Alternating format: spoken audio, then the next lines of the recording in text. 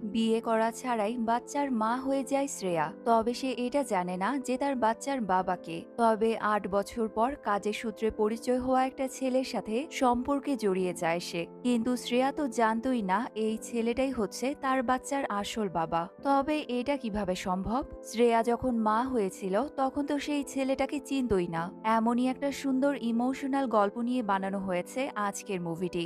এই মুভিটির নাম হলো কাধালিক্কা নিরামেল্লাই। তাহলে শুরু করছি আজকের এক্সপ্লেনেশন।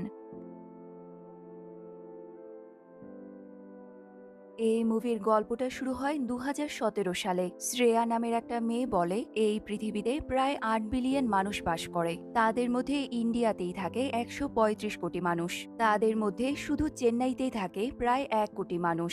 এভাবেই যদি প্রতিদিন মানুষের সংখ্যা বাড়তেই থাকে তাহলে একবার ভেবে দেখুন পৃথিবীর মানুষের সংখ্যা কোথায় গিয়ে দাঁড়াবে। শুধুমাত্র চেন্নাই শহরেই প্রতিদিন গড়ে উঠছে নতুন নতুন ফার্টিলিটি সেন্টার। বাচ্চা জন্ম নিয়ন্ত্রণ করার বদলে এখন আবার টেস্ট টিউব বেবিও তৈরি করা হচ্ছে। এই যে প্রতিদিন নতুন নতুন এত বাচ্চার জন্ম হচ্ছে, এই বাচ্চাগুলোর ভবিষ্যৎ কি হবে এটা নিয়ে ভাবতে গেলে মাথা ঘুরে যায়, তাই না? এরপরেই আমরা এতক্ষণ কথা বলা শ্রেয়া নামের মেয়েটাকে দেখতে পাই। আজকের দিনটা হলো ৩ সেপ্টেম্বর ২০১৭। আজ শ্রেয়া একটা ফার্টিলিটি ক্লিনিকে এসেছে। হঠাৎ করেই শ্রেয়ার ইচ্ছে হয়েছে সে একটা বাচ্চা নেবে। শ্রেয়াও চায় অন্য মায়েদের মতোই ছোট্ট একটা বাচ্চার দেখাশোনা করবে। তবে সে মনে দ্বিধাদ্বন্দ্ব নিয়ে হঠাৎই একদিন ডাক্তারের চেম্বারে চলে আসে।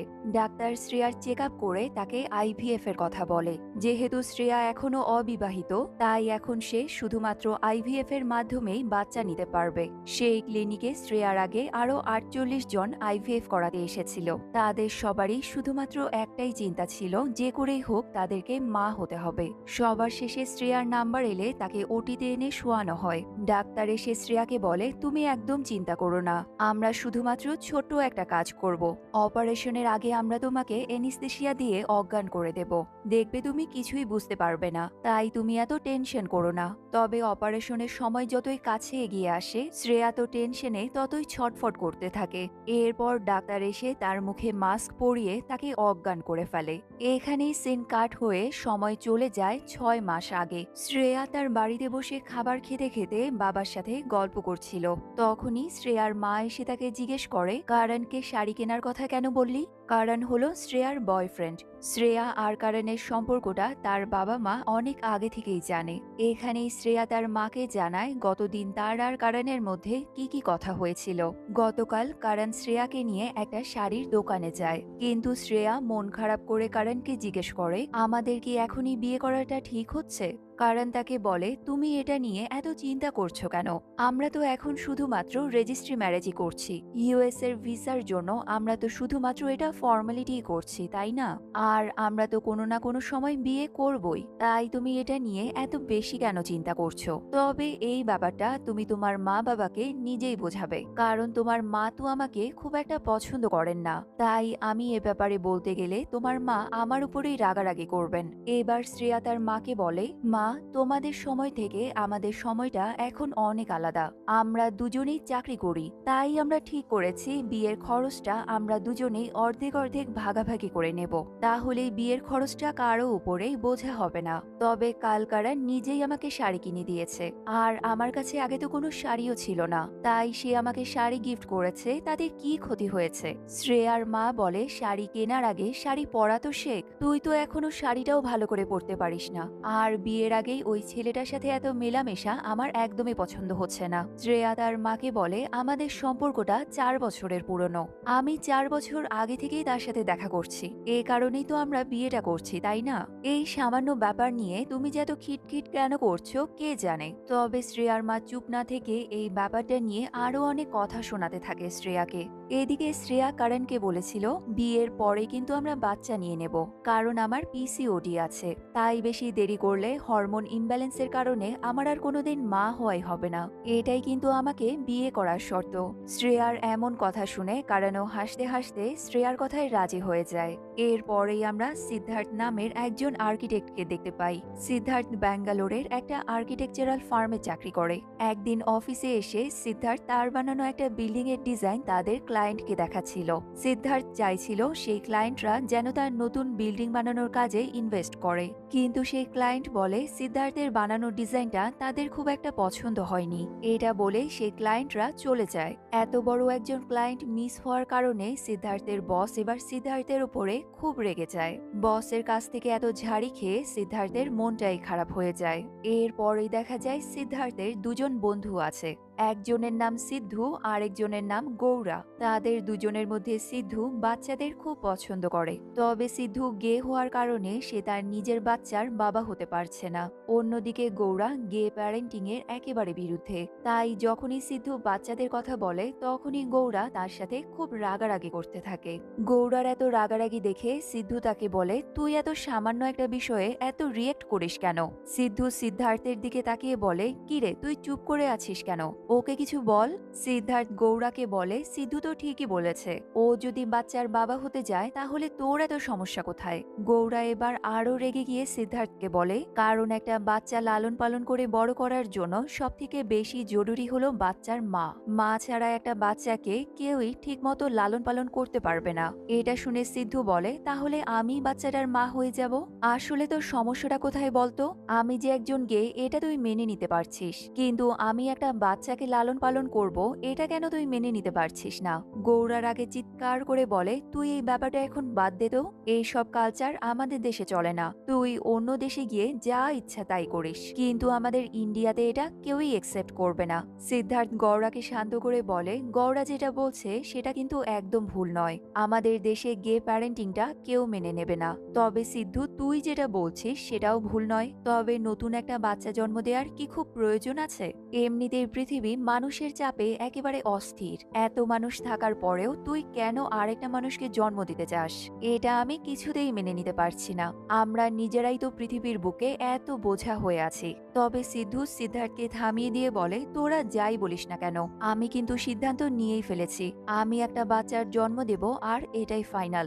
এরপর সে গৌরাকে জিজ্ঞেস করে, তুই কাল আমার সাথে যাবি কিনা সেটা বল। গৌরা খুব হতাশ হয়ে বলে, আমি তোর সাথে যাবো ঠিক আছে, তবে আমার সাথে সিদ্ধার্থকেও যেতে হবে, না হলে কিন্তু আমি যাব না।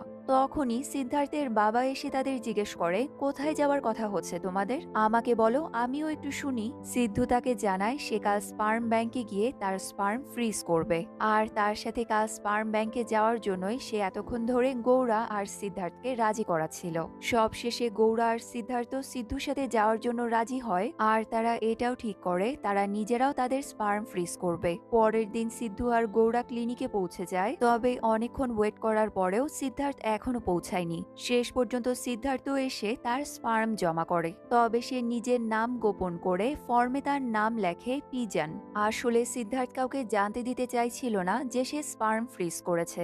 এদিকে নার্স যখন সিদ্ধার্থের স্যাম্পলটা সাবমিট করছিল তখনই সে নার্সের সাথে একটু মজা করার জন্য ক্লিনিক থেকে দেয়া একটা ইউএসবি নিয়ে সেখান থেকে চলে যায়। নার্সও এটা বুঝতে পেরে সিদ্ধার্থের পিছু পিছু দৌড়ায়। সেই নার্স চলে যাওয়ার পর অন্য একজন নার্স এসে সিদ্ধার্থের স্যাম্পলটা দেখে ভাবে এটা কোনো ডোনার স্পার্ম ডোনেট করে গেছে, তাই সে সিদ্ধার্থের স্যাম্পলটাকে ডোনারের সাইকেলে রেখে দেয়। এদিকে স্পার্ম ফ্রিজ করার পর সিদ্ধার্থ তার দুই বন্ধুদের নিয়ে একটা ফ্যাশন শোতে আসে। সিদ্ধার্থের গার্লফ্রেন্ড নিরুপমা ছিল একজন মডেল, তাই সে দুই বন্ধুকে নিয়ে তার গার্লফ্রেন্ডের ফ্যাশন শো দেখতে এসেছে। শো শেষ হওয়ার পর নিরুপমা অনেক খুশি হয়ে সিদ্ধার্থের কাছে এসে বলে, আমাকে একটা অনেক বড় মডেল এজেন্সি থেকে প্যারিসে যাওয়ার অফার করেছে। তবে এটা শুনে সিদ্ধার্থের মনটা বেশ খারাপ হয়ে যায়। এটা বুঝতে পেরে নিরুপমা তাকে জিজ্ঞেস করে, কি হলো সিদ্ধার্থ, তুমি এতে খুশি হওনি? সিদ্ধার্থ মুখ ভার করে বলে, আমি তোমার জন্য অনেক খুশি হয়েছি।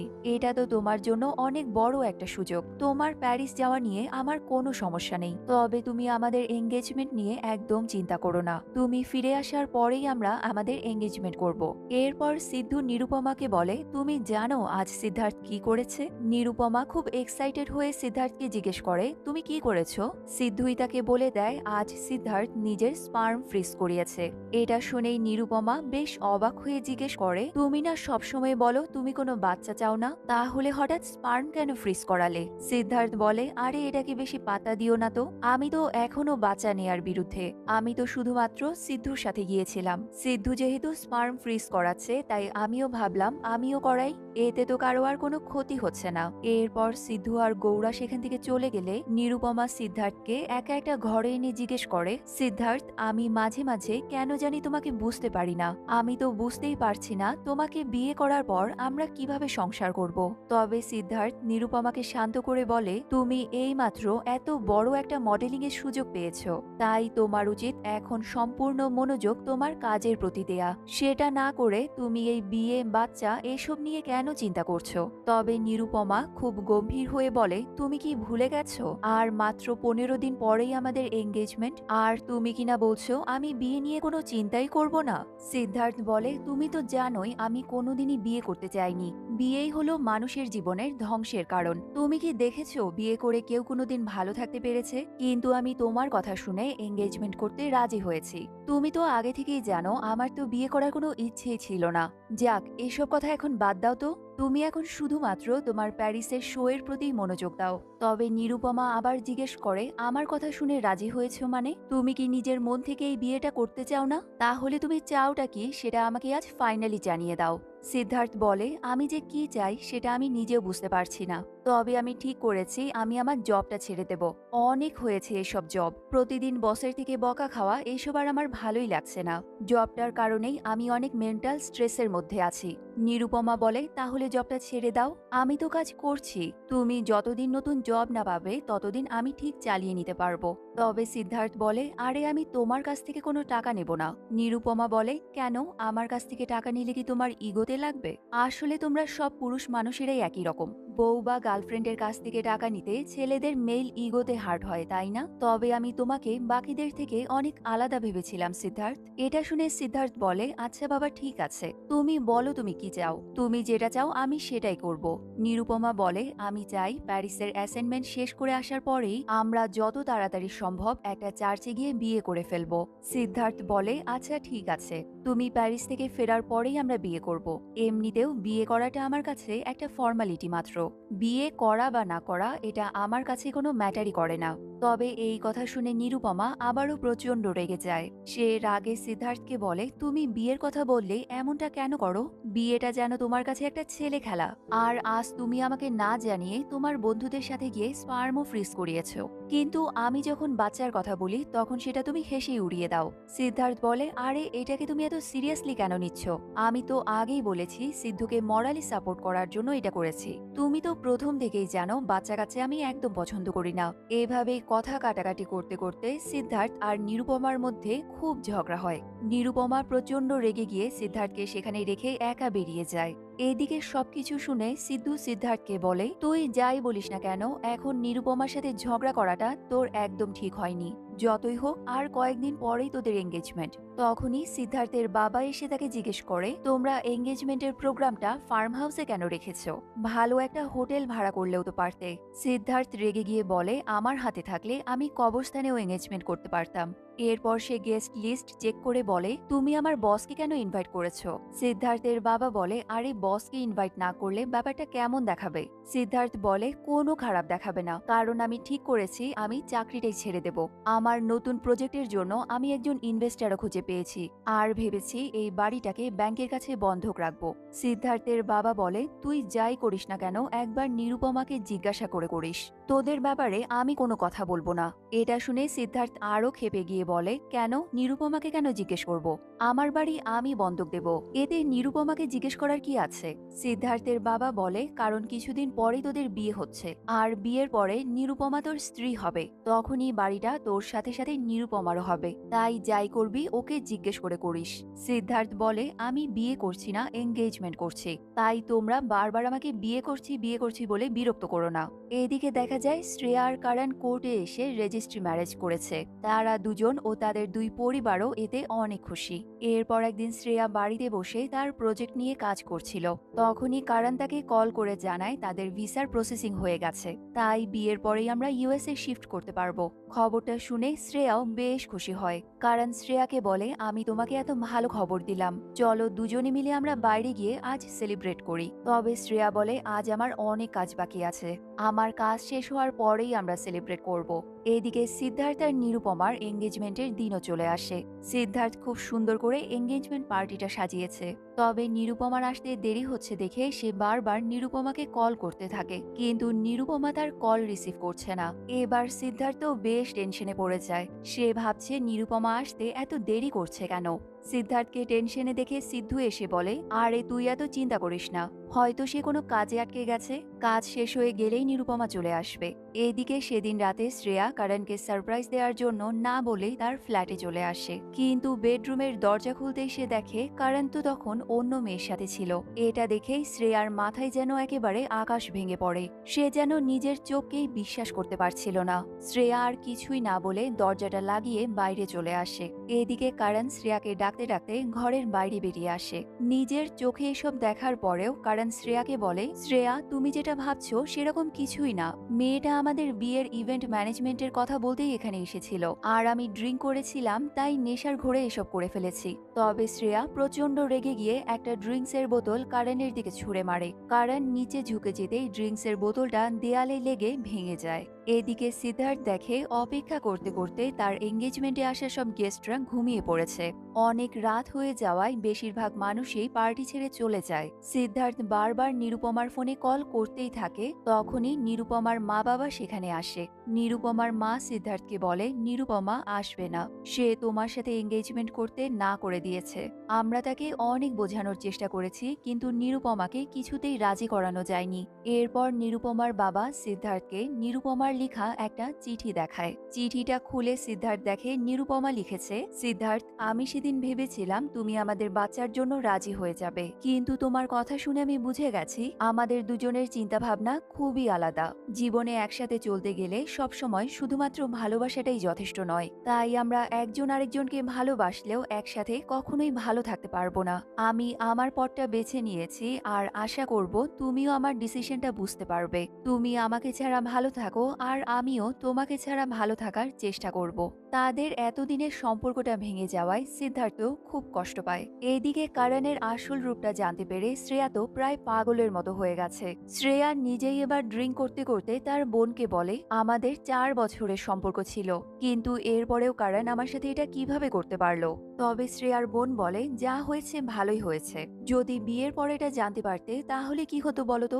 এরপর শ্রেয়া মন খারাপ করে তাদের ডিভোর্সের জন্য কোর্টে আসে, কিন্তু লয়ার বলে, আপনাদের বিয়ের তো মাত্র 2 সপ্তাহ হয়েছে, এত তাড়াতাড়ি তো ডিভোর্স করা সম্ভব নয়। আচ্ছা আমি তারপরেও চেষ্টা করব, দেখি কি করা যায়। অন্যদিকে সিদ্ধার্থ সম্পর্ক ভাঙার কষ্ট ভোলার জন্য অনেকগুলো প্রজেক্টের কাজ একসাথে নিয়ে নেয়, কিন্তু সে কোনো কাজেই তার মন বসাতে পারছিল না। সে সারাক্ষণ শুধুমাত্র নিরুপমার কথাই ভাবতে থাকে। কিছুদিন পরে শ্রেয়া তার মায়ের সাথে এক আত্মীয়ের বিয়েতে আসে। তবে বিয়ে বাড়িতে সব আত্মীয়রা শ্রেয়ার বিয়ে ভেঙে যাওয়া নিয়ে অনেক নিন্দা করতে থাকে। অনেকে আসল ঘটনা কিছু না জেনে শ্রেয়ার চরিত্র নিয়েও প্রশ্ন তোলে। শ্রেয়ার মার কাছে এসে শ্রেয়াকে নিয়ে আজে বাজে মন্তব্য করতে থাকে। অন্যদিকে শ্রেয়া তার কাজিন চারুর কাছে আসে। চারুর কয়েকদিন আগে একটা মেয়ে হয়েছে, এই মেয়েটার নামকরণের জন্যই এই প্রোগ্রামের আয়োজন করা। একজন এসে চারুকে ডাক দিলে চারু তার মেয়েকে শ্রেয়ার কোলে দিয়ে চলে যায়। এদিকে শ্রেয়া মেয়েটার দিকে এক দৃষ্টিতে তাকিয়ে থাকে। তখনই শ্রেয়ার মা এসে তাকে বলে, তোর জন্য আমাদের মান সম্মান একদম ধুলোয় মিশে গেল। দেখ নারায়ণ মামার ছেলে লন্ডনে থাকে, তোকে দেখে ছেলেটার অনেক পছন্দ হয়েছে। ছেলেটা বলেছে এত কিছুর পরেও সে তোকে বিয়ে করতে রাজি, তাই তোকে এখন নারায়ণ মামার ছেলেকেই বিয়ে করতে হবে। আর এভাবে অন্যের বাচ্চার দিকে না তাকিয়ে থেকে বিয়ে করে নিজে একটা বাচ্চা জন্ম দাও, এরপর নিজের বাচ্চাকে কোলে নিয়ে বসে থেকো। তবে তখন শ্রেয়ার মনে অন্য চিন্তা ঘুরছিল। সে বাড়ি ফিরে তার বোনকে বলে, আচ্ছা বাচ্চা জন্ম দিতে হলে কি বিয়ে করতে হবে? বাচ্চার সাথে তো বিয়ের কোনো সম্পর্ক নেই, বাচ্চার জন্য দরকার একজন পুরুষ মানুষ। আর বিয়ে না করেই যদি বাচ্চা জন্ম দেওয়া যায় তাহলে তো আর এই বিয়ের ঝামেলাই পড়তে হবে না। তুমি বুঝতে পারছো আমি কি বলতে চাইছি? কিন্তু শ্রেয়ার বোন বলে, তুই এসব কথা একদম চিন্তা করিস না, তোর মা জানলে কি কাণ্ড হবে তুই বুঝতে পারছিস। কিন্তু শ্রেয়া মনে মনে কিছু একটা ভেবে খুব খুশি হয়ে যায়। এরপরেই সে কারণের সাথে দেখা করতে যায়। কারণ কারণ শ্রেয়ার কাছে গত দিনের জন্য বারবার ক্ষমা চাইতে থাকে। সে বলে, আমি অনেক বড় ভুল করে ফেলেছি, আমাকে প্লিজ মাফ করে দাও। তবে শ্রেয়া বলে, তুমি একদম চুপ থাকো, আমি এখানে তোমার সাথে গল্প করতে আসিনি, আমার তোমার একটা হেল্প লাগবে, আর তুমি এতে না করতে পারবে না। এরপরেই সে কারণকে সাথে নিয়ে ডাক্তারের সাথে কথা বলতে আসে। কারণ এখনো যেহেতু তার লিগ্যাল হাজবেন্ড, তাই আইভিএফ এর ফর্মে কারণকে সাইন করতে হবে। শ্রেয়া ডাক্তারকে জিজ্ঞেস করে, আচ্ছা আমার বাচ্চার বাবা কে হবে? যে আমাকে স্পার্ম ডোনেট করবে তার সাথে কি আমি দেখা করতে পারবো? তবে ডাক্তার বলে, এই বিষয়টা আমরা সবসময় গোপন রাখি, তাই আপনার ডোনার কে হবে সেটা আমরা আপনাকে ডিসক্লোজ করব না। সেদিন রাতে সিদ্ধার্থ খুব মন খারাপ করে একা একটা জায়গায় গিয়ে বসে আছে। তখনই হসপিটাল থেকে কল করে সেই নার্স তাকে বলে, স্যার আপনি কি আরেকবার এসে আপনার স্যাম্পলটা জমা করতে পারবেন? আসলে আপনার স্যাম্পলটা সেদিন ভুল করে অদল বদল হয়ে গেছে। তবে সিদ্ধার্থ এত রেগে ছিল যে নার্সের কোনো কথাই না শুনে সে কল কেটে দেয়। এদিকে ফার্টিলিটি ক্লিনিকে শ্রেয়ার আইভিএফ এর প্রসেস শুরু হয়। কিছুদিনের মধ্যেই শ্রেয়ার টেস্টের রিপোর্ট পজিটিভ আসে, মানে সে এখন বাচ্চা কনসিভ করেছে। এতে শ্রেয়া এতই খুশি হয় যে সে খুশিতেই নাচতে শুরু করে। এরপর সে তার মা বাবার কাছে গিয়ে জানায় যে সে প্রেগনেন্ট। তবে শ্রেয়ার মা এটা শুনে প্রচন্ড রেগে যায়। তার মা বলে, তোদের এখনো বিয়েই হয়নি, তার আগেই তুই প্রেগনেন্ট? আমি তোকে আগেই বলেছিলাম ওই কারণের সাথে বিয়ের আগে বেশি মেলামেশা করিস না। এরপর শ্রেয়ার মা শ্রেয়ার বাবাকে বলে, এবার তো ওই কারণের সাথেই শ্রেয়ার বিয়ে দিতে হবে। তবে শ্রেয়া তাদের জানায়, তোমরা যেটা ভাবছো সেরকম কিছু নয়, এই বাচ্চাটা আসলে কারণের নয়। কিন্তু এই কথা শুনে শ্রেয়ার মা যেন একবারে পাগল হয়ে যায়। শ্রেয়ার মা শ্রেয়ার বাবাকে বলে, এই মেয়ে কি পাগল হয়ে গেছে? সে শ্রেয়াকে জিজ্ঞেস করে, তাহলে এই বাচ্চার বাবাকে? শ্রেয়া বলে, আমি জানি না বাচ্চার বাবাকে। শ্রেয়ার মার রাগে শ্রেয়াকে বলে, তোর মাথা কি খারাপ হয়ে গেছে? কি সব উল্টোপাল্টা কথা বলছিস? শ্রেয়া বলে, তোমরা আগে শান্ত হয়ে আমার কথাটা তো শোনো। আমি ফার্টিলিটি ক্লিনিকে গিয়ে একজন ডোনারের মাধ্যমে প্রেগনেন্ট হয়েছি, আমি আইভিএফ করিয়েছি। এই কথা শুনেই শ্রেয়ার মা এসে তাকে জোরে একটা চড় মারে। শ্রেয়ার মা বলে, এই বাড়িতে হয় আমি থাকবো না হলে তুই থাকবি, তোর কারণে তো আগেই আমরা মুখ দেখাতে পারছিলাম না, এবার আমরা সবাইকে কি বলবো? এসব শুনে শ্রেয়া তার বাড়ি ছেড়ে একটা ভাড়া ফ্ল্যাটে এসে ওঠে। নতুন ফ্ল্যাটে একা একা শ্রেয়ার দিন বেশ ভালোই কাটছে। একদিন টিভি দেখার সময় শ্রেয়া নিউজে জানতে পারে কারণ নামের একজন সিরিয়াল কিলার শহরে ঘুরে বেড়াচ্ছে। সেই সিরিয়াল কিলার এখন পর্যন্ত অনেক মেয়েদেরকে খুন করেছে।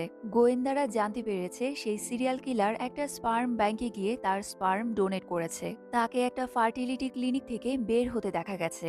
এরকম করার পেছনে সেই সিরিয়াল কিলারের দুইটা মোটিভ থাকতে পারে। প্রথমটা হলো সে টাকার বিনিময়ে স্পার্ম ডোনেট করেছে, আর দ্বিতীয়টা হলো সে তার সন্তানকে জন্ম দিয়ে তারই মতো সিরিয়াল কিলার বানাতে চায়।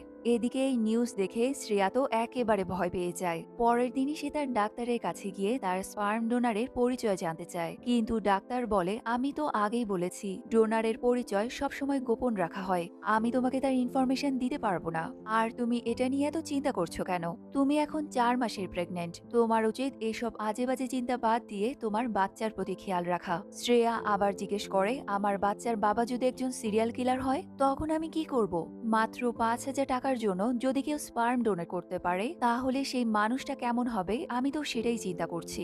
ডাক্তার বলে, টাকার বিনিময়ে স্পার্ম ডোনেট করেছে তার মানে সে গরিব হবে, আর গরিব হওয়া মানে তো কোনো ক্রিমিনাল নয়। তুমি কি তার সাথে দেখা করে তাকে বলবে যে তুমি তার বাচ্চার মা হতে চলেছো? শ্রেয়া বলে, আপনি এটা নিয়ে একদম চিন্তা করবেন না, আমি তাকে কিছুই বলবো না, আমি শুধু এটাই দেখতে চাই এই পিজেন লোকটা আসলে কেমন দেখতে। এরপরেই ডক্টর শ্রেয়াকে এয়ারপোর্টে ড্রপ করে দেয়। শ্রেয়া একটা আর্কিটেকচারাল কনফারেন্সে যোগ দেওয়ার জন্য ব্যাঙ্গালোরে যাচ্ছে, আর সেই কনফারেন্সে সিদ্ধার্থ তার প্রজেক্ট নিয়ে এসেছে। কিছু একটা কারণে সিদ্ধার্থ যখন রেগে সেখান থেকে চলেই যাচ্ছিল, তখনই সে দেখে একটা মেয়ে তার প্রজেক্টের প্রেজেন্টেশন দিচ্ছে। সিদ্ধার্থের নজর পড়ে শ্রেয়ার ওপরে। শ্রেয়াকে দেখেই সিদ্ধার্থের সব রাগ যেন একেবারেই শান্ত হয়ে যায়। সিদ্ধার্থ সেখানেই দাঁড়িয়ে পড়ে আর এক দৃষ্টিতে শ্রেয়ার দিকেই তাকিয়ে থাকে। সেদিন রাতে সে তার বন্ধুদের গিয়ে বলে, আজ কনফারেন্সে একটা মেয়েকে দেখলাম, মেয়েটার কথা বলা, তার প্রেজেন্টেশন আমার খুবই ভালো লেগেছে। এই প্রথমবার একটা মেয়েকে দেখে আমি একেবারে মুগ্ধ হয়ে গেছি। এইদিকে শ্রেয়া পিজেনের ঠিকানায় পৌঁছে দেখে সেটা তো একটা নকল ঠিকানা, এটা তো কোনো বাড়ি নয়, একটা বার। সে তখনই তার ডাক্তারকে কল করে বলে, এই ঠিকানাটা তো ফেক, আপনি আমাকে ফেক অ্যাড্রেস অ্যাড্রেস দিয়েছেন কেন? ডাক্তার তাকে বলে, ফর্মে যেটা লেখা ছিল আমি তো তোমাকে সেটাই বলেছি। তার মানে পিজেন ইচ্ছে করেই তার ভুল ঠিকানা দিয়েছে। শ্রেয়া খুব টেনশনে পড়ে গিয়ে বলে, তার মানে এই লোকটার নাম ঠিকানা সবই ফেক। এখন আমি তাহলে কি করব? ডাক্তার বলে, এখন তাহলে তোমার আর কিছুই করার নেই। তুমি এই অবস্থায় রাস্তায় রাস্তায় না ঘুরে বাড়ি ফিরে এসো। শ্রেয়া খুবই হতাশ হয়ে বলে, আচ্ছা দাঁড়াও, কিছু খেয়ে যাই আগে। শ্রেয়া যেই বাড়ির ভেতরে ঢোকে তখনই সিদ্ধার্থ তাকে দেখতে পায়। শ্রেয়াকে দেখেই সিদ্ধার্থ তার পিছু পিছু যায়। সে শ্রেয়ার কাছে গিয়ে তাকে হাই বলে। শ্রেয়া অবাক হয়ে বলে, আমি কি আপনাকে আগে কোথাও দেখেছি? সিদ্ধার্থ বলে, আজকে আমি কনফারেন্সে আপনাকে প্রেজেন্টেশন দিতে দেখেছি। আপনার প্রজেক্টের প্রেজেন্টেশনটা খুবই ভালো ছিল। শ্রেয়া খুব খুশি হয়ে তাকে থ্যাংক ইউ বলে।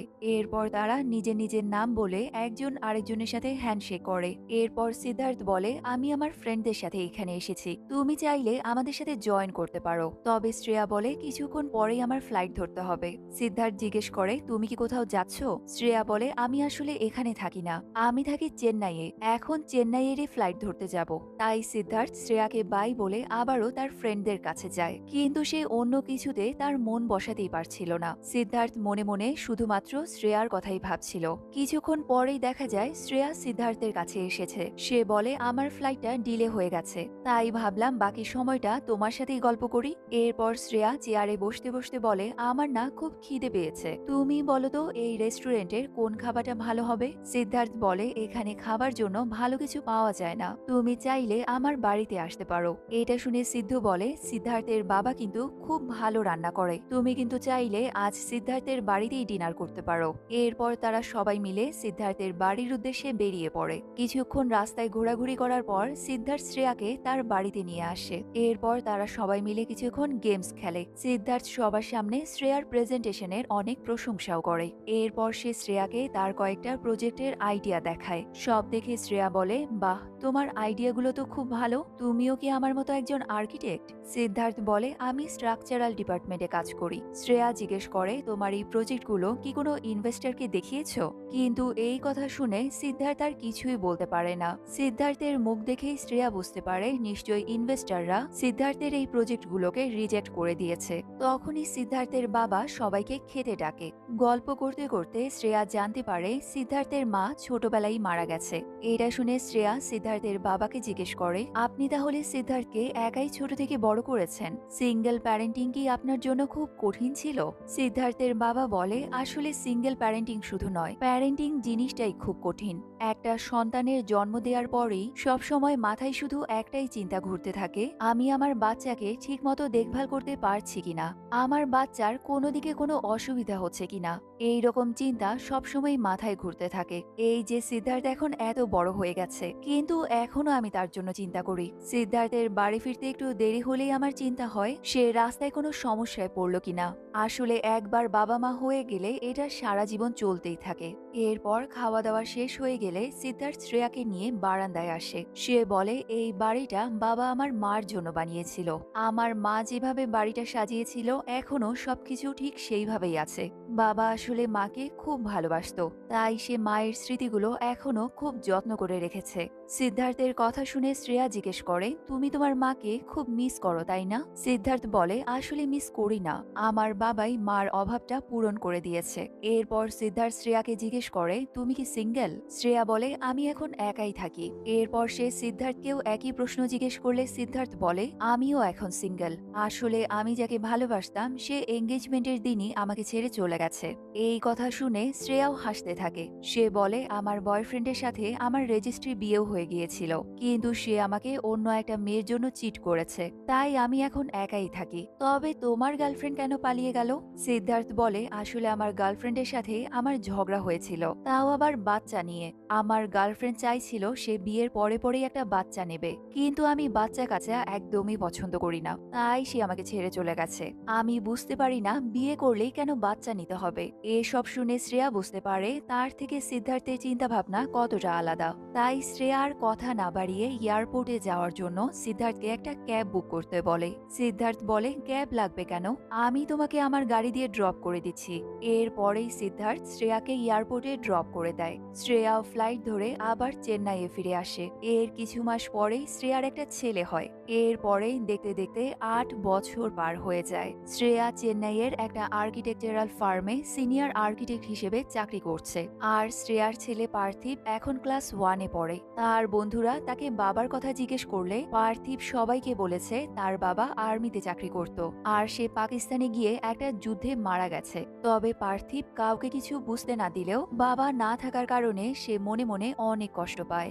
এরপরেই দেখা যায় সিদ্ধার্থ একটা কাজে চেন্নাইয়ে এসেছে। সে রাস্তা দিয়ে যখন হেঁটে যাচ্ছে তখনই একটা বল এসে তার মাথায় বাড়ি খায়। সিদ্ধার্থ বলটা নিয়ে জিজ্ঞেস করে এটা কে মারলো। তখন পার্থিব সেখানে এসে বলে বলটা আমি মেরেছি। সিদ্ধার্থ মনে মনে ক্ষেপে গিয়ে বলটাকে লাঠি দিয়ে দূরে ছুঁড়ে ফেলে দেয়। পার্থিব বলে এটা আপনি কি করলেন, আমার বলটা কেন ফেলে দিলেন?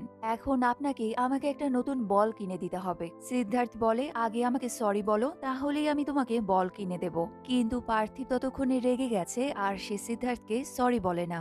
এরপর সে বাসায় এসে ভিডিও গেম খেলতে শুরু করে। তখনই শ্রেয়া এসে তাকে জিজ্ঞেস করে তুমি বাইরে খেলতে না গিয়ে এই ভিডিও গেম নিয়ে কেন বসে আছো? তবে পার্থিব শ্রেয়ার কথায় খুব একটা পাত্তা না দিয়ে আবারও খেলায় মন দেয়। এটা দেখে শ্রেয়া বলে তোমার তো খুব জেদ বেড়েছে, এত জেদ আসে কোত্থেকে তোমার? পার্থিব বলে কেন, তুমি তো বলো আমি তোমার মতো হয়েছি। তখনই শ্রেয়ার বাবা তাকে কল করে জিজ্ঞেস করে আমার দাদুভাই কোথায়, এখন কি দাদুভাইয়ের সাথে কথা বলা যাবে? শ্রেয়া বাবাকে বলে তোমার নাতি এখন ভিডিও গেম খেলছে, তাই সে এখন কোনো কথাই বলতে পারবে না। এরপর শ্রেয়ার বাবা জিজ্ঞেস করে তাহলে তুই বল তুই কেমন আছিস? শ্রেয়া বলে তুমি হঠাৎ আমার কথা কেন জিজ্ঞেস করছো? তুমি তো তোমার নাতির সাথেই কথা বলার জন্য কল দিয়েছো। শ্রেয়ার বাবা বলে আরে আমি তো তোকে কল দিতেই চাই, কিন্তু তোদের মা মেয়ের ঝগড়ার মধ্যে আমি মাঝখানে ফেসে গেছি। শ্রেয়া বলে আচ্ছা ঠিক আছে, আমি তোমার সাথে পরে কথা বলবো। এটা বলেই শ্রেয়া কল কেটে দেয়। এরপর সে তার আন্টিকে এসে বলে জানো আন্টি, আজকাল পার্থিব কেন জানি খুব মেজাজি হয়ে গেছে, কিন্তু আমি তো এরকম করি না। আন্টি বলে মনে হয় পার্থিব তার বাবার মতো হয়েছে। তখনই কলিং বেল বাজলে শ্রেয়া গিয়ে দরজা খোলে। তাদেরই প্রতিবেশী বিবেক নামের একটা ছেলে এসেছে। বিবেক শ্রেয়াকে জিজ্ঞেস করে আপনার কাছে কি কফি পাউডার হবে? শ্রেয়া রান্নাঘরে এসে তার আন্টিকে বলে ওই যে আবারও কফি পাউডার নিতে এসেছে। তার আন্টি হাসতে হাসতে বলে ছেলেটা গত 2 বছর ধরে তোকে ইমপ্রেস করার চেষ্টা করছে। এতদিনে সে আমাদের কাছ থেকে প্রায় 20 কেজি কফি পাউডার নিয়ে গেছে। তুমি কিন্তু ওকে একটা চান্স দিতেই পারো, ছেলেটাকে কিন্তু আমার বেশ ভালোই লাগে। তবে শ্রেয়া বলে এখন আমার জীবনে কোনো ছেলেরই প্রয়োজন দেখি না। আন্টি বলে আরে আমি তো প্রথমেই বিয়ে করার কথা বলছি না, ছেলেটার সাথে একটু ভালো করে কথা বল, ওর সাথে বাইরে কোথাও ঘুরতে যা। শ্রেয়া বলে তোমার যদি এতই ইচ্ছে হয় তাহলে তুমি ওর সাথে ঘুরতে যাও, আমি এসব কিছুই করতে পারবো না। এদিকে পার্থিব তার দাদুকে কল করে বলে দাদু তুমি আমাকে একটা ফুটবল কিনে দেবে? আজ পার্কে খেলার সময় একটা দুষ্টু লোক এসে আমার ফুটবলটা কিক দিয়ে দূরে ফেলে দিয়েছে। সে তার দাদুর সাথে ফুটবল কিনে দেওয়ার ব্যাপারে কথা বলছিল, তখনই সেখানে শ্রেয়া চলে আসে। পার্থিবের কথা শুনে শ্রেয়া এসে জিজ্ঞেস করে কোন লোক আবার তোমার ফুটবল ফেলে দিয়েছে? এরপরই দেখা যায় সেদিন বিকেলে অন্যরা কেউই আর পার্থিবকে খেলায় নিচ্ছে না, কারণ তার কাছে নিজের কোনো ফুটবল নেই। তাই পার্থিব মন খারাপ করে একা একাই দাঁড়িয়ে দাঁড়িয়ে অন্যদের খেলা দেখতে থাকে। তখন হঠাৎই সিদ্ধার্থ পেছন থেকে এসে পার্থিবকে বলে কি হলো, আজকে কি কেউ তোমাকে খেলায় নিচ্ছে না? ঠিক তখনই সেখানে শ্রেয়াও চলে আসে। এত বছর পর সিদ্ধার্থকে দেখে শ্রেয়া একেবারে চমকে যায়। সে সিদ্ধার্থকে জিজ্ঞেস করে কি হলো, তুমি চেন্নাইতে কি করছো? তখনই পার্থিব এসে বলে মা এটাই হলো সেই লোকটা, ইনি আমার ফুটবলকে কিক মেরে দূরে ফেলে দিয়েছে, তুমি ওনাকে একটু বকে দাও তো। শ্রেয়া পার্থিবকে থামিয়ে বলে বড়দের সাথে এভাবে কথা বলতে হয় না বাবা, তুমি আঙ্কেলকে এখনই সরি বলো। তবে সিদ্ধার্থ চমকে গিয়ে বলে এটা কি তোমার ছেলে? শ্রেয়া একটা হাসি দিয়ে বলে হ্যাঁ ও আমারই ছেলে।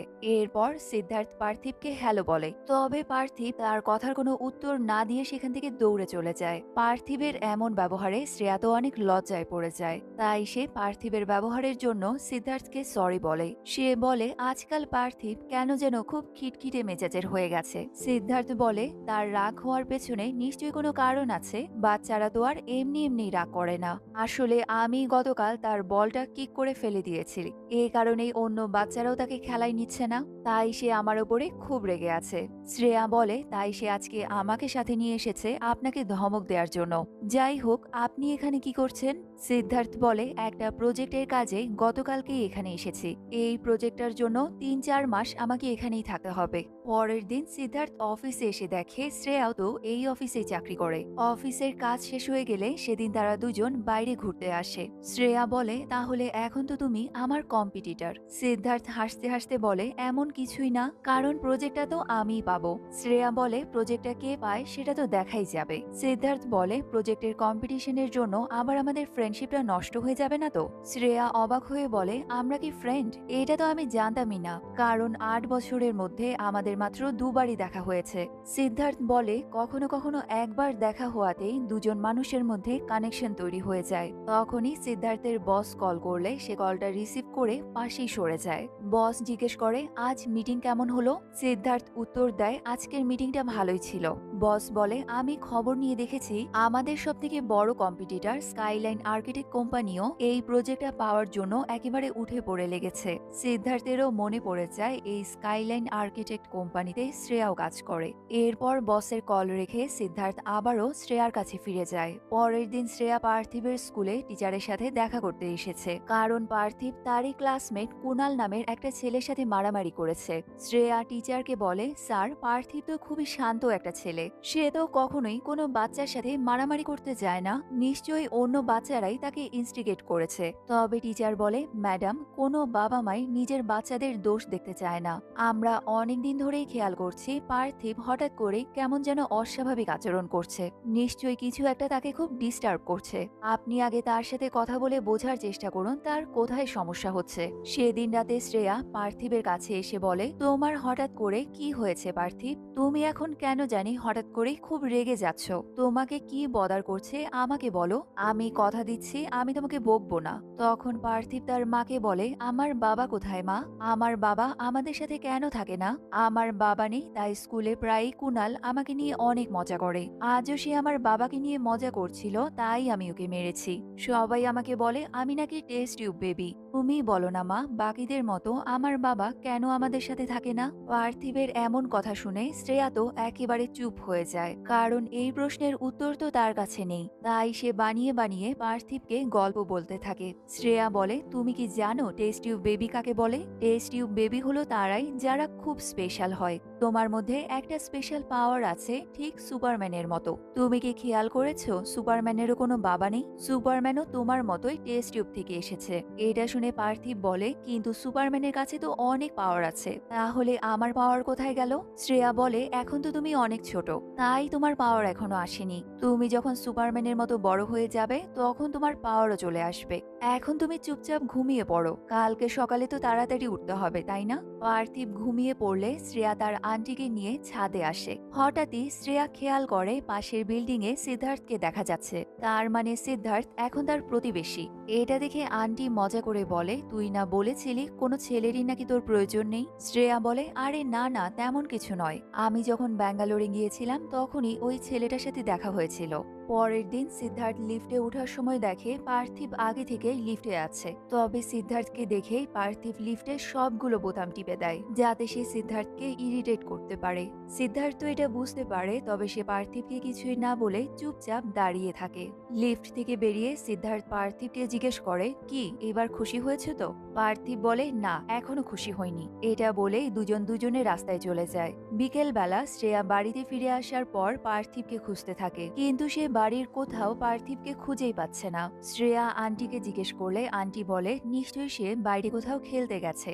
এরপর শ্রেয়া বিল্ডিং এর নিচে এসে সবদিকে পার্থিবকে খুঁজে বেড়ায়, কিন্তু এত খোঁজাখুঁজির পরেও সে পার্থিবকে কোথাও পায় না। তাই শ্রেয়া সিদ্ধার্থের কাছে এসে জিজ্ঞেস করে, তুমি কি পার্থিবকে কোথাও দেখেছো? সিদ্ধার্থ অবাক হয়ে বলে, না তো, পার্থিব তো এখানে আসেনি। শ্রেয়া কাঁদতে কাঁদতে বলে, আমি সব জায়গায় তাকে খুঁজেছি কিন্তু কোথাও পাচ্ছি না। সিদ্ধার্থ জিজ্ঞেস করে, তুমি কি পুলিশকে কল করেছিলে? শ্রেয়া বলে, পুলিশকে জানানোর ব্যাপারটা তো আমার মাথায় আসেনি। তাই সিদ্ধার্থ এবার নিজেই পুলিশকে কল করে। পুলিশ আসার পর শ্রেয়াকে প্রথমেই জিজ্ঞেস করে আপনার হাজবেন্ড কোথায়। শ্রেয়া পুলিশকে সব সত্যি কথা বলতেই যাবে, তখনই সিদ্ধার্থ বলে ওঠে শ্রেয়ার সাথে তার হাজবেন্ডের কোনো যোগাযোগ নেই। পুলিশ বলে এটা কিডন্যাপিং এর কেস হতে পারে, আচ্ছা আমরা দেখছি কি করা যায়। তবে কিডন্যাপিং এর কথা শুনে শ্রেয়া তো খুব ভয় পেয়ে যায়। সিদ্ধার্থ তাকে শান্ত করার জন্য বলে তুমি এত চিন্তা করো না শ্রেয়া, পার্থিবকে আমরা ঠিকই খুঁজে বের করব।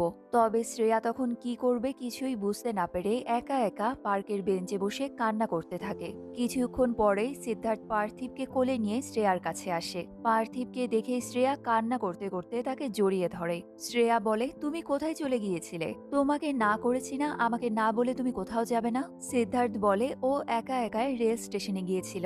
শ্রেয়া অবাক হয়ে জিজ্ঞেস করে তুমি রেল স্টেশনে কেন গিয়েছিলে। পার্থিব বলে গতকাল রাতে তুমি যখন আন্টির সাথে কথা বলছিলে তখনই আমি শুনেছি তুমি বলেছিলে আমার বাবা ব্যাঙ্গালোরে থাকে, তাই আমি বাবার কাছে যাওয়ার জন্য রেল স্টেশনে গিয়েছিলাম। সিদ্ধার্থ বলে আমরা স্টেশনে গিয়ে দেখি সে ব্যাঙ্গালোরে ট্রেনের জন্য অপেক্ষা করছিল। সে তো ট্রেনে উঠতেই যাচ্ছিল, কিন্তু ঠিক সময়ে পুলিশ গিয়ে তাকে আটকায়। এরপর সিদ্ধার্থ পার্থিবকে বলে এভাবে আর মাকে না জানিয়ে কোথাও যাবে না, তুমি মাকে কত বড় টেনশন দিয়েছো সেটা বুঝতে পারছো।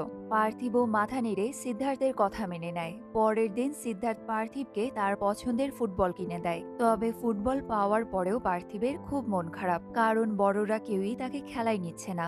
আর বড়দের সাথে না খেললে সে তো স্কুলের ফুটবল টিমেও সিলেক্ট হতে পারবে না। সিদ্ধার্থ বলে তুমি চাইলে আমি তোমাকে খেলা শেখাতে পারি, তুমি কি আমার সাথে খেলবে। পার্থিব দেখে সিদ্ধার্থ বেশ ভালোই খেলতে পারে, তাই সে সিদ্ধার্থের সাথে খেলতে রাজি হয়ে যায়। এরপর থেকেই সিদ্ধার্থ পার্থিবকে ফুটবল খেলা শেখাতে থাকে। এভাবেই তাদের মধ্যে সুন্দর একটা বন্ডিংও তৈরি হয়ে যায়। পার্থিব আর সিদ্ধার্থের এত ভালো বন্ধুত্ব দেখে শ্রেয়াও মনে মনে খুব খুশি হয়। আসলে সিদ্ধার্থই তো হলো পার্থিবের আসল বাবা, পিজের নামের ডোনারই তো ছিল আসলে সিদ্ধার্থ। তবে এই কথাটা সিদ্ধার্থ বা শ্রেয়া কেউই জানে না। এইভাবেই সিদ্ধার্থের কাছে ফুটবল খেলা শিখতে শিখতে পার্থিব এবার বেশ ভালো ফুটবল খেলা শিখে যায়। একদিন সে খেলায় বড়দের টিমের ক্যাপ্টেন আদিত্যকেও হারিয়ে দেয়। তাই পার্থিব তো এবার অনেক খুশি হয়ে যায়। সেদিন রাতে সিদ্ধার্থ শ্রেয়ার সাথে গল্প করতে আসে। কথায় কথায় শ্রেয়া তাকে বলে আসলে আমার কারোর সাথেই বিয়ে হয়নি আর ডিভোর্সও হয়নি। 8 বছর আগে আইভিএফ পদ্ধতিতেই আমি মা হয়েছি। তবে তোমার মতো অনেকেই ভাবে আমার বিয়ে হয়েছিল কিন্তু ডিভোর্স হয়ে গেছে। আমার সাথে কোনোদিনই কেউ আমার হাজবেন্ডকে দেখেনি, তাই সবাই অনেক কনফিউজড। কিন্তু সত্যি কথাটা আসলে কেউই জানে না। সব শুনে সিদ্ধার্থ বলে বাহ, ব্যাপারটা তো খুব মজার, তুমি একাই একটা বাচ্চার দায়িত্ব নিয়েছো, মানে তুমি খুব সাহসী একটা মেয়ে। তবে শ্রেয়া বলে অনেকেই এই ব্যাপারটা বুঝতে চায় না। আমার নিজের মাই তো আমার সাথে 8 বছর ধরে কোনো কথাই বলেনি। আমার মা একবারও আমাকে বা আমার বাচ্চাকে দেখতে আসেনি। শ্রেয়া আরো বলে কিছুদিন হলো পার্থিব তার বাবার কথা খুব জিজ্ঞেস করে, তবে তোমার সাথে মেশার পরে সে আর এটা নিয়ে একবারও প্রশ্ন করেনি। পার্থিব তো এখনো অনেক ছোট, সে আমার ডিসিশনটা এখনো বুঝতে পারবে না। তাই সে তার বন্ধুদের নিজেই বানিয়ে বানিয়ে গল্প বলে যে তার বাবা একজন আর্মি অফিসার আর তার বাবা পাকিস্তানের সাথে যুদ্ধ করতে গিয়ে মারা গেছে। এবার সিদ্ধার্থ জিজ্ঞেস করে তুমি কি কখনো পার্থিবের বাবাকে খুঁজতে গিয়েছিলে। শ্রেয়া বলে যেদিন প্রথমবার তোমার সাথে আমার ক্লাবে দেখা হয়েছিল, আসলে আমি সেখানে পার্থিবের বাবাকে মানে আমার ডোনারকে খুঁজতে গিয়েছিলাম, কিন্তু অনেক চেষ্টা করার পরেও আমি তার কোনো খোঁজই পাইনি।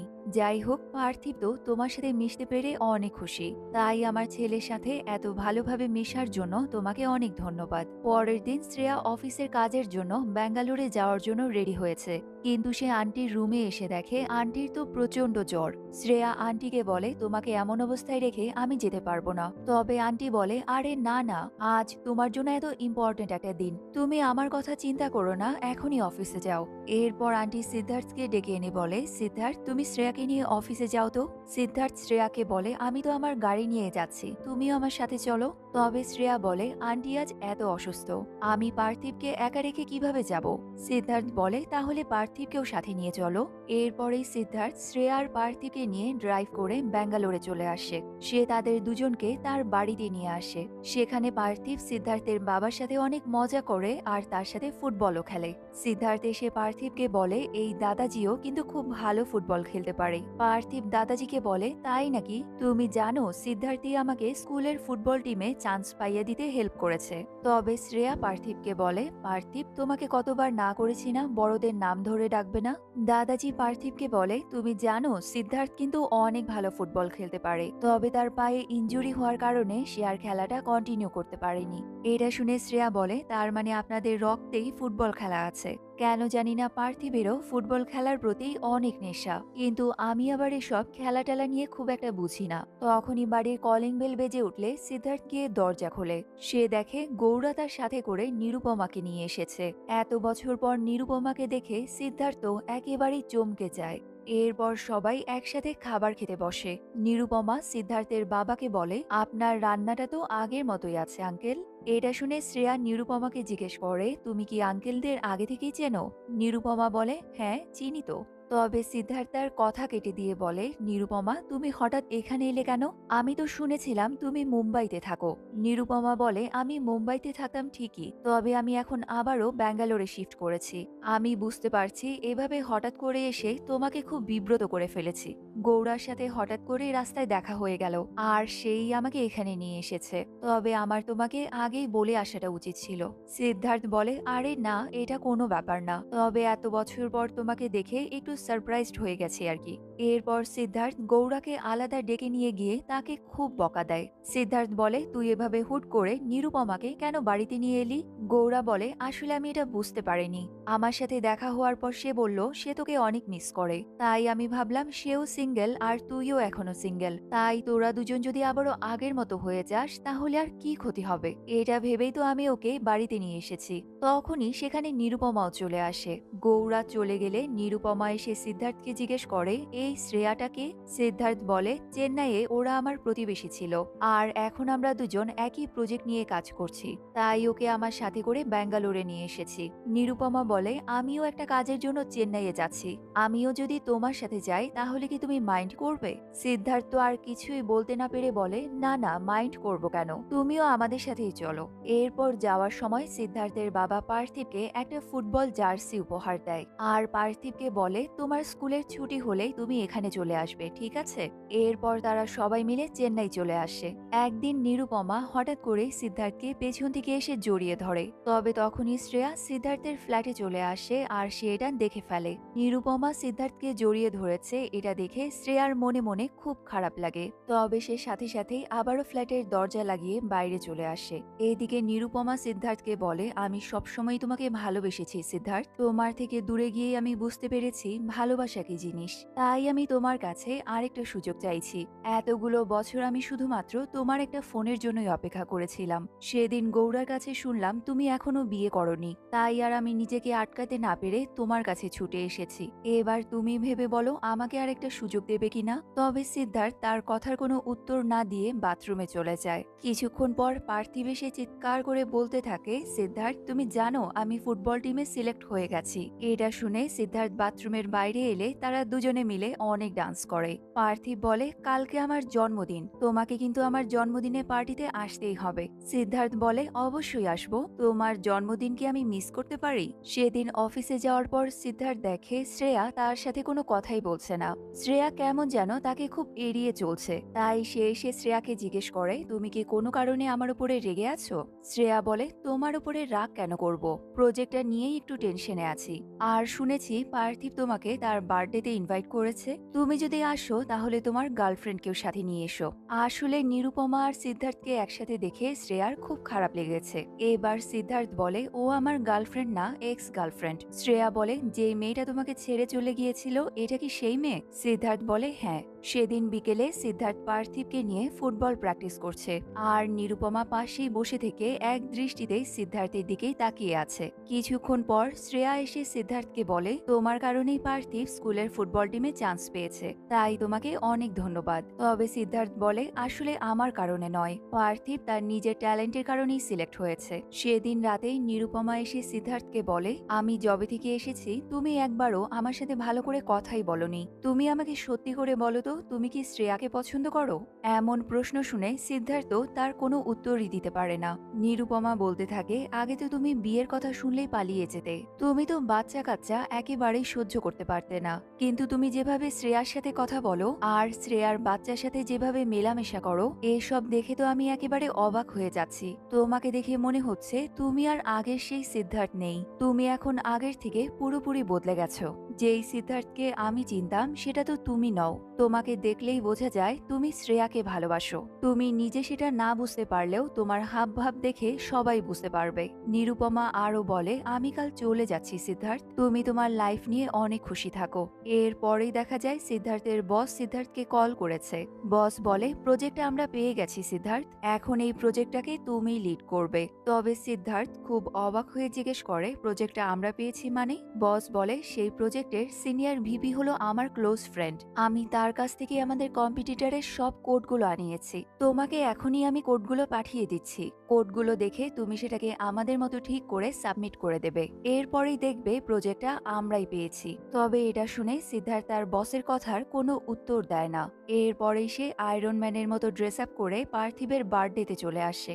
সিদ্ধার্থকে দেখে পার্থিব তো খুবই খুশি হয়। এটা দেখে শ্রেয়ার আন্টি তাকে বলে, এর আগে পার্থিবকে আমি এত খুশি কখনোই দেখিনি। তুই আমার একটা কথা শোন, তুই এবার সিদ্ধার্থকে বিয়ে করে নে, কারণ আমি পরিষ্কার বুঝতে পারি সিদ্ধার্থ তোকে পছন্দ করে। কিছুক্ষণ পর সিদ্ধার্থ তার কস্টিউম চেঞ্জ করার জন্য শ্রেয়ার রুমে আসে। তখনই সে দেখে শ্রেয়ার কম্পিউটারে তার প্রজেক্টটা খোলা আছে। এটা দেখে সিদ্ধার্থ শ্রেয়ার কম্পিউটারের কাছে যায়। তবে তখনই শ্রেয়ার রুমে এসে সিদ্ধার্থকে তার কম্পিউটারের কাছে দেখে ফেলে। এটা দেখে শ্রেয়া প্রচন্ড রেগে গিয়ে বলে, ও তার মানে তুমি এই কারণে আমাদের কাছাকাছি এসেছো? তুমি আমার ছেলেকে হাতিয়ার বানিয়ে আমার প্রজেক্টটাকে হ্যাক করতে চেয়েছিলে।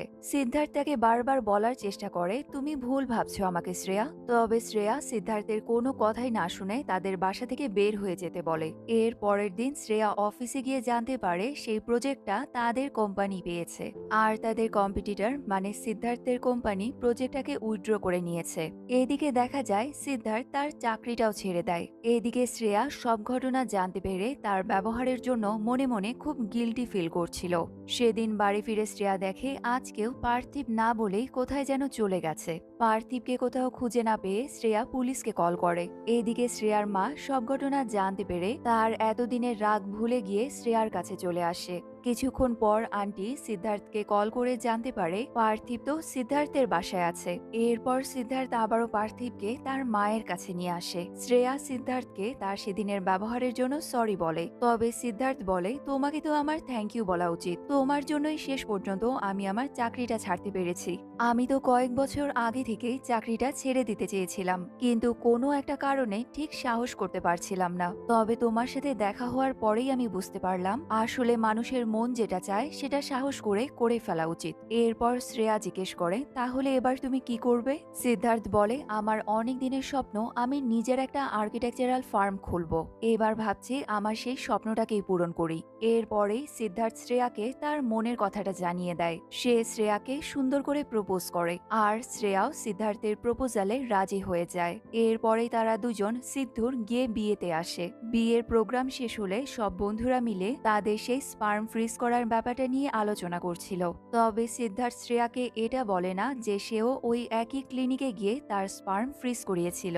আর শ্রেয়াও জানতে পারে না যে পিজেন নামে ডোনারকে শ্রেয়া খুঁজছিল, সেই পিজেন ডোনারই হলো আসলে সিদ্ধার্থ। কয়েকদিন পর সিদ্ধার্থ আর শ্রেয়া একটা নতুন সাইট দেখতে আসে। শ্রেয়া সিদ্ধার্থকে জিজ্ঞেস করে, তুমি কি কোনো পার্টনার খুঁজছো? সিদ্ধার্থ জিজ্ঞেস করে, কোন পার্টনারের কথা বলছো? বিজনেস পার্টনার নাকি লাইফ পার্টনার? শ্রেয়া বলে, তুমি চাইলে আমি দুটোই হতে পারি। সিদ্ধার্থ বলে, তুমি কি আমাকে বিয়ের কথা বলছো? এটা শুনে শ্রেয়া আর কিছু না বলে হাসতে থাকে। তখনই পার্থিব এসে সিদ্ধার্থকে বলে, চলো আমরা ফুটবল খেলি। পার্থিবের কথা মতো সিদ্ধার্থ তার সাথে ফুটবল খেলার জন্য বল আনতে যায়। এভাবেই সিদ্ধার্থ আর শ্রেয়া একসাথে সামনের সুন্দর দিনগুলোর দিকে এগিয়ে যায়।